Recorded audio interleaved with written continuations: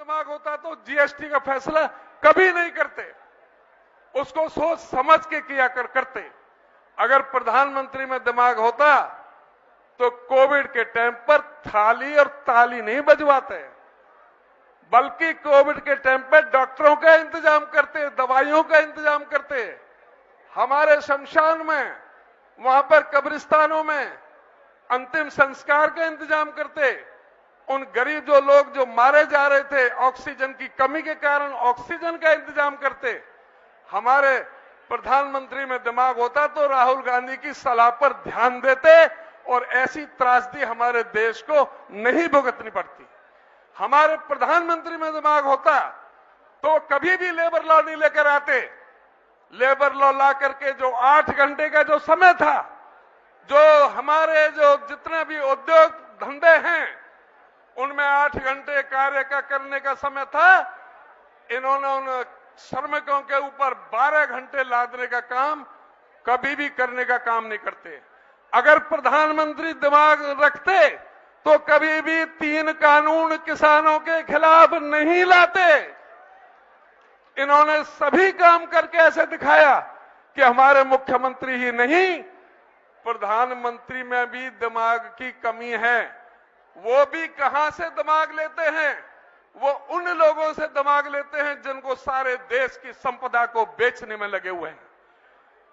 अंग्रेजों के टाइम में एक ईस्ट इंडिया कंपनी आई थी जिसने इस देश को आर्थिक गुलामी के साथ साथ राजनीतिक तौर से गुलाम बना करके रख दिया था। आज इन लोगों ने अदानी और अंबानी के रूप में ऐसी 2 कंपनियां खड़ी कर दी हैं जिनको धरती से लेकर के आकाश और पाताल तक, चाहे हवाई जहाज हो, चाहे सड़क हो, चाहे रेल हो, चाहे पनडुब्बी हो, चाहे बंदरगाह हो, चाहे ये अन्न के गोदाम हो, चाहे टोल टैक्स हो, सारे जो दायरे थे जो कांग्रेस पार्टी ने 70 साल में खड़े किए थे उनको बेच करके इनके हवाले नहीं करते। मुझे भय है कि ये प्रधानमंत्री इसी तरह से चलती रहे तो मुझे भय है कि कहीं श्रीलंका जैसे हालात इस देश के अंदर पैदा ना हो जाए।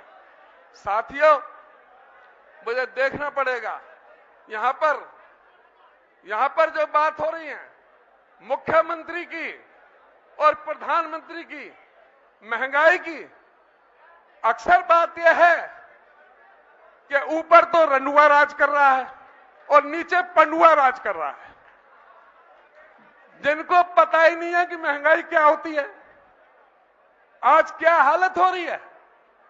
आज खाने का तेल नहीं है, दाल नहीं है, आटा महंगा हो गया, सब्जी जो है 250 रुपए किलो नींबू बिक रहा है, 100 रुपए किलो टमाटर बिक रहा है।